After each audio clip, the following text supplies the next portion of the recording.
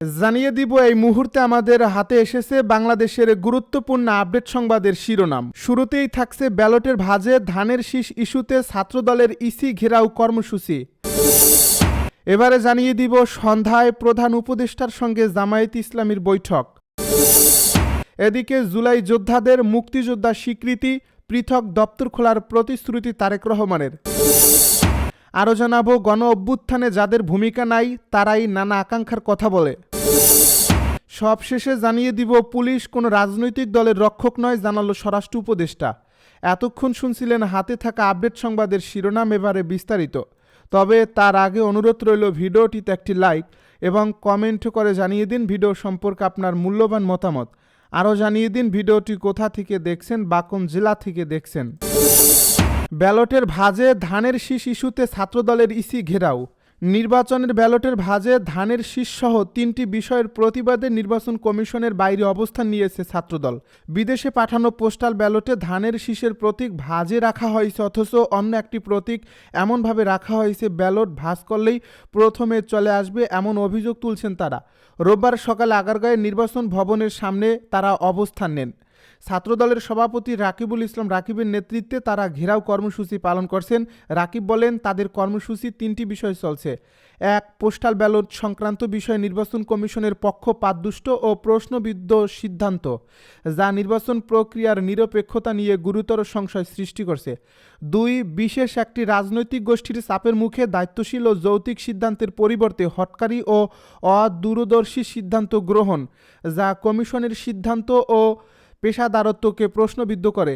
বিশেষ রাজনৈতিক দলের প্রত্যক্ষ প্রভাব ও হস্তক্ষেপে শাহজালাল বিজ্ঞান ও প্রযুক্তি বিশ্ববিদ্যালয় ছাত্র সংসদ নির্বাচনের বিষয়ে নির্বাচন কমিশনের নজিরবিহীন ও বিতর্কিত প্রজ্ঞাপন জারি, যা বিশ্ববিদ্যালয়ের গণতান্ত্রিক চর্চার জন্য অশনি সংকেত। সন্ধ্যায় প্রধান উপদেষ্টার সঙ্গে জামায়াত ইসলামীর বৈঠক। সমসাময়িক রাজনৈতিক বিভিন্ন বিষয় নিয়ে রোববার সন্ধ্যা 6:30টায় অন্তর্বর্তী সরকারের প্রধান উপদেষ্টা অধ্যাপক মুহম্মদ ইউনূসের সঙ্গে বৈঠক করবে বাংলাদেশ জামায়াত ইসলামী। এ বৈঠকটি অনুষ্ঠিত হবে রাষ্ট্রীয় অতিথি ভবন যমুনায়। রোববার দুপুর 12:15টার দিকে পাঠানো এক সংবাদ বিজ্ঞপ্তিতে জামায়াত এ তথ্য জানায়। এ বিজ্ঞপ্তিতে বলা হয়, জামায়াতের আমির শফিকুর রহমানের নেতৃত্বে 4 সদস্যের একটি প্রতিনিধি দল বৈঠকে অংশ নেবে। প্রতিনিধি দলে আরও রয়েছেন দলের নায়েবে আমির সৈয়দ আবদুল্লাহ মোহাম্মদ তাহের, সেক্রেটারি জেনারেল মিয়া গোলাম পরোয়ার এবং সহকারী সেক্রেটারি জেনারেল রফিকুল ইসলাম খান। জামায়াতের প্রচার ও মিডিয়া বিভাগের প্রধান এহসানুল মাহবুব জুবায়ের জানান, এ বৈঠকে সমসাময়িক রাজনৈতিক বিভিন্ন বিষয় নিয়ে আলোচনা হবে। তিনি বলেন, জামায়াত আমিরের নেতৃত্বে 4 সদস্যের প্রতিনিধি দল প্রধান উপদেষ্টার সঙ্গে সাক্ষাৎ করবে। সেখানে সমসাময়িক রাজনৈতিক বিভিন্ন বিষয় নিয়ে কথা হবে। জুলাই যোদ্ধাদের মুক্তিযোদ্ধা স্বীকৃতি, পৃথক দপ্তর খোলার প্রতিশ্রুতি তারেক রহমানের। জুলাই আগস্টের গণ আন্দোলনে অংশ নেওয়া যোদ্ধাদের মুক্তিযোদ্ধা হিসেবে আখ্যা দিয়ে তাদের দেখভালের জন্য মুক্তিযুদ্ধ বিষয়ক মন্ত্রণালয় একটি পৃথক বিভাগ গঠনের প্রতিশ্রুতি দিয়েছেন বিএনপির চেয়ারম্যান তারেক রহমান। বিএনপি ক্ষমতায় গেলে রাষ্ট্রীয় উদ্যোগে শহীদ পরিবার ও আহত যোদ্ধাদের দায়িত্ব নেওয়া হবে বলেও জানিয়েছেন তিনি। রোববার রাজধানীর খামারবাড়ির কৃষিবিদ ইনস্টিটিউটে জুলাইয়ের গণ অভ্যুত্থানে শহীদদের পরিবার ও গুরুতর আহতদের সঙ্গে মত বিনিময় সভায় এসব কথা বলেন তারেক রহমান। বিএনপির চেয়ারম্যান বলেন, জুলাই আন্দোলনে অংশ নেওয়া যোদ্ধারা মুক্তিযোদ্ধা। 71-এর মুক্তিযোদ্ধারা যেমন দেশের স্বাধীনতা ও সার্বভৌমত্ব রক্ষায় জীবন ও ত্যাগ দিয়েছেন, ঠিক একইভাবে 24-এ যারা লড়াই করেছেন তারাও স্বাধীনতা সার্বভৌমত্ব রক্ষার জন্য যুদ্ধ করেছেন। তিনি বলেন, 71-এ যুদ্ধ হয়েছিল স্বাধীনতা রক্ষার জন্য, আর সেই স্বাধীনতা রক্ষাতেই আবার 24-এ যুদ্ধ হয়েছে। জুলাই যোদ্ধা ও শহীদ পরিবারগুলোর বিষয়ে বিএনপির অবস্থান তুলে ধরে তারেক রহমান বলেন, বিএনপি জনগণের সমর্থনে সরকার গঠনের সক্ষমতা অর্জন করলে জুলাই আন্দোলনে শহীদ পরিবার ও যোদ্ধাদের কষ্ট লাঘবে রাষ্ট্রীয়ভাবে উদ্যোগ নেওয়া হবে। যারা হারিয়ে গেছেন তাদের ফিরিয়ে আনা সম্ভব নয়, তবে তাদের পরিবারের কষ্ট, সুযোগ সুবিধা ও দেখভালের দায়িত্ব রাষ্ট্রকে নিতে হবে। এজন্য মুক্তিযুদ্ধ বিষয়ক মন্ত্রণালয়ের অধীনে একটি নতুন বিভাগ গঠন করা হবে, যার মূল দায়িত্ব থাকবে এই মানুষগুলোর দেখভাল করা, বলেন তিনি। তিনি স্মরণ করিয়ে দেন, বিএনপি অতীতে সরকারে থাকাকালীন মুক্তিযোদ্ধাদের কল্যাণে মুক্তিযুদ্ধ বিষয়ক মন্ত্রণালয় গঠন করেছিল। একই ধারাবাহিকতায় আগামীতে জুলাই আন্দোলনের যোদ্ধা ও শহীদ পরিবারগুলোকেও রাষ্ট্রীয় কাঠামোর আওতায় আনার প্রতিশ্রুতি দেন তিনি। গণ আন্দোলনে হতাহতদের প্রসঙ্গ তুলে তারেক রহমান বলেন, জুলাই আন্দোলনে প্রায় ৩০,০০০ মানুষ আহত হয়েছেন। তাদের মধ্যে অনেকেই ১ বা ২ চোখ হারিয়েছেন, কেউ কেউ স্থায়ীভাবে পঙ্গু হয়েছেন। তিনি বলেন, জুলাইয়ে যেভাবে ১৫০০০-এর মতো মানুষকে হত্যা করা হয়েছে সেটিকে আমরা গণহত্যা বলতে পারি। বিএনপির চেয়ারম্যান বলেন, জুলাই আন্দোলনের শহীদ ও আহতদের সাহসিকতার কারণেই ফ্যাসিবাদী শক্তি শুধু ক্ষমতা দেখিয়ে নয়, দেশ ছেড়ে পালাতে বাধ্য হয়েছে। তার ভাষায় ২০২৪ সালের আন্দোলন কোনো ব্যক্তি, গোষ্ঠী বা দলের নয়, এটি অধিকার হারা মানুষের গণ আন্দোলন। গণ আন্দোলনে আহতদের ক্ষতিপূরণ প্রসঙ্গে তারেক রহমান বলেন, বিএনপি ক্ষমতায় গেলে দুইভাবে ক্ষতিপূরণ দেওয়ার চেষ্টা করা হবে। এক, রাষ্ট্রীয় উদ্যোগে সর্বোচ্চ চিকিৎসা নিশ্চিত করা। ২, আহতদের যোগ্যতা অনুযায়ী অর্থনৈতিক নিরাপত্তা নিশ্চিত করা। তিনি বলেন, হতাহতদের প্রতি রাষ্ট্রের অবশ্যই দায়িত্ব রয়েছে। জনগণের রায়ে রাষ্ট্র পরিচালনার দায়িত্ব পেলে বিএনপি পর্যায়ক্রমে সেই দায়িত্ব পালন করবে।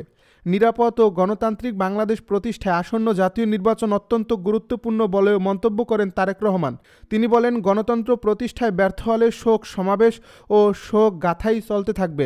তবে গণতন্ত্রকামী মানুষ আগামী বাংলাদেশে গণতন্ত্রের বিজয় গাথা রচনা করবে।